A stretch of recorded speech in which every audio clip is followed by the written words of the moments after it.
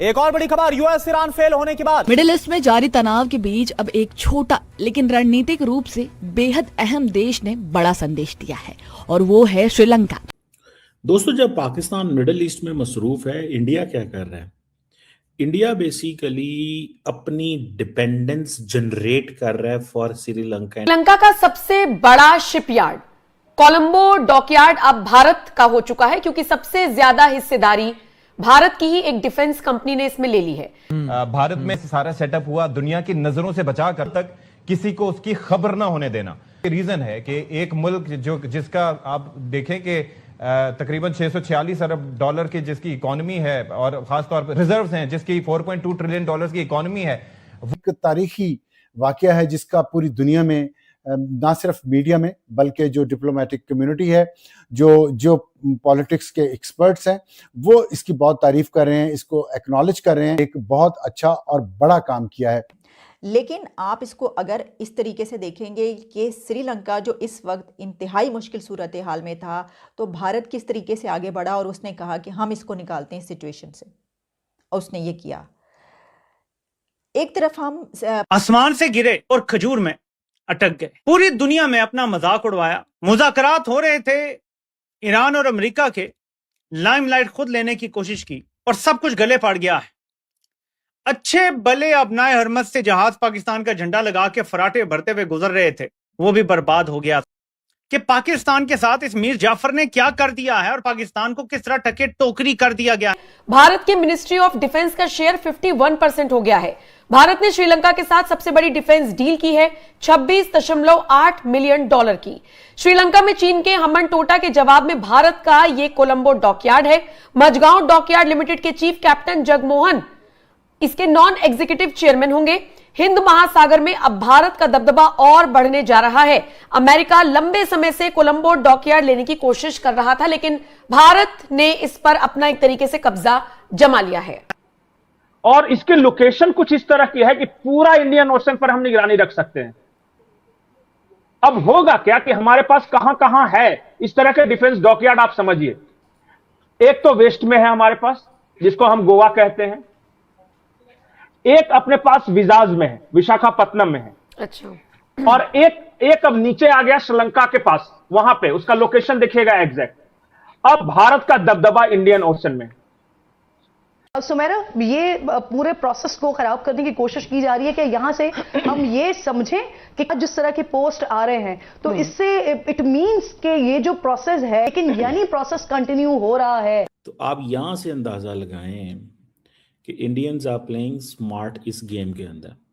और इंडिया की जो सप्लाईज हैं श्रीलंका में, वो जो नरेंद्र मोदी और प्रेसिडेंट अनुरा के दरमियान फ़ोन कॉल भी हुई है इस हवाले से। तो कीप दिस इन माइंड कि what they are doing. So India अपनी रीजनल रिस्पॉन्सिबिलिटी फुलफिल कर रहा है, इंडियंस ये कहते हैं। कि हम कंपैरिजन करते हैं हर चीज़ में इंडिया से, लेकिन कोई जो वो एड फ्राहम कर रहा है उसका भी कोई कंपैरिजन नहीं है। अब आप ये देखिए कि अगर पाकिस्तान और भारत के हालात अच्छे होते तो इस वक्त पाकिस्तान की सिचुएशन कोई श्रीलंका से मुख्तलिफ तो नहीं है, कोई 19-20 का फ़र्क होगा। शब्बर ज़ैदी साहब बता ही चुके हैं कि जी बैंकरप्ट हो चुके हैं। बैंकरप्सी जो है वो चुकी है, बताएं या ना बताएं।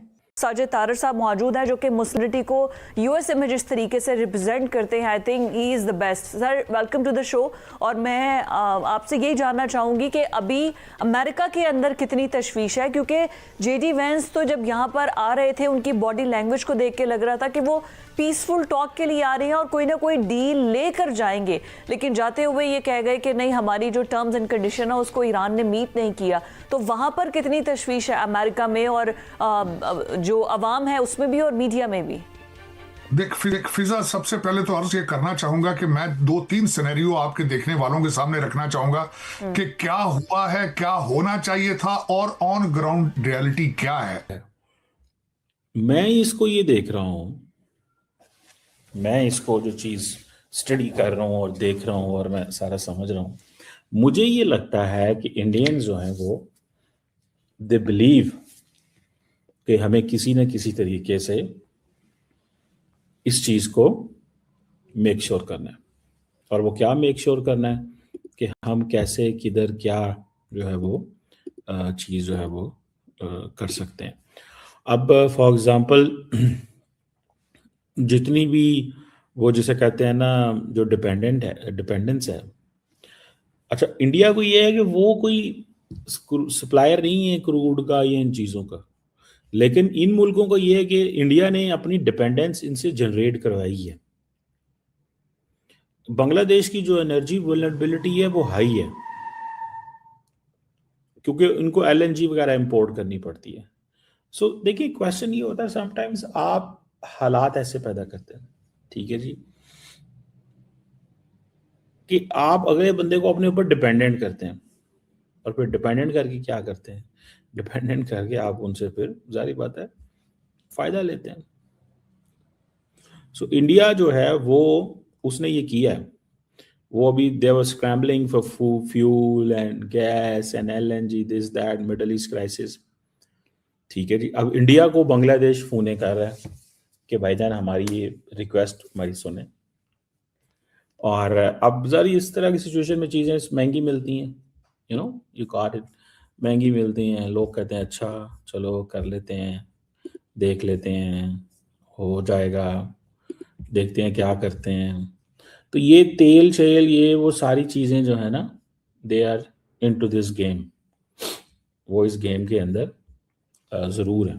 डिप्लोमेटिक नॉर्म्स क्या हैं, मसला कितना बड़ा है, लेकिन जरूरत क्या है। मैं 3-4 सिनेरियो 3-4 एंगल्स आपके सामने रखने की कोशिश करूंगा।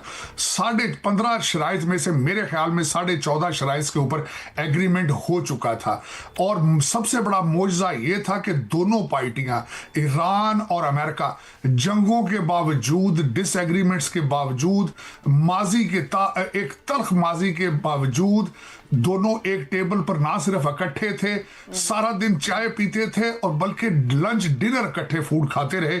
लेकिन क्या स्पॉइलर सामने आया कि JD वैंस साहब को अमन की ट्रॉफी के बगैर वापस आना पड़ा। और मैं यहां अर्ज करना चाहूं, ये ट्रॉफी जो थी ये उनकी गारंटी थी 2028 के, उन जरूरत थी 2028 के प्रेसिडेंशियल इलेक्शन के लिए जो उसके उम्मीदवार हैं, लेकिन वो नहीं ला सके। इस वक्त कई खदशात जन्म ले रहे हैं। मैं एब्सोल्युटली दुनिया देखती रह गई है और भारत ने गेम पलट दिया है। श्रीलंका में चाइना और अमेरिका का प्लान फेल हो गया है और भारत नया बॉस बन गया है। दोस्तों, श्रीलंका से ऐसी न्यूज आ रही है जिसने ग्लोबल जियोपॉलिटिक्स में तहलका मचा दिया है। जिस पोर्ट पर चाइना और अमेरिका सालों से डोरे डालकर बैठे थे, अब उसका कंट्रोल इंडिया के पास आ गया है। इंडिया ने एक बहुत बड़ी स्ट्रेटेजिक विक्ट्री हासिल की है। चाइना जिस तरह से इंडियन ओशन में अपने स्ट्रिंग ऑफ पर्ल्स पॉलिसी के जरिए इंडिया को घेरने की कोशिश कर रहा था, इंडिया ने उसी स्टाइल में उसे काउंटर किया है। श्रीलंकन गवर्नमेंट के इस बड़े डिसीजन ने सबको शॉक कर दिया है। सोर्सेज की माने तो अमेरिका भी इस रेस में काफी एक्टिव था, लेकिन एंड में इंडिया ने अपनी स्ट्रॉन्ग डिप्लोमेसी और स्ट्रॉन्ग टाइज का यूज करके ये डील अपने नाम कर ली है। ये सिर्फ एक पोर्ट डील नहीं है, ये इंडिया का वर्ल्ड स्टेज पर बढ़ता हुआ डोमिनेंस है। अब इंडियन ओशन में इंडिया की पकड़ और भी ज्यादा मजबूत हो गई है, जो चाइना के लिए किसी नाइटमेयर से कम नहीं है। इंडिया की इस मास्टर स्ट्रोक के बारे में आपका क्या कहना है, कमेंट सेक्शन में जरूर बताइए। अगर आपको वीडियो अच्छा लगा हो तो वीडियो को लाइक और चैनल को सब्सक्राइब करना ना भूलें। मिलते हैं अगले वीडियो में। जय हिंद।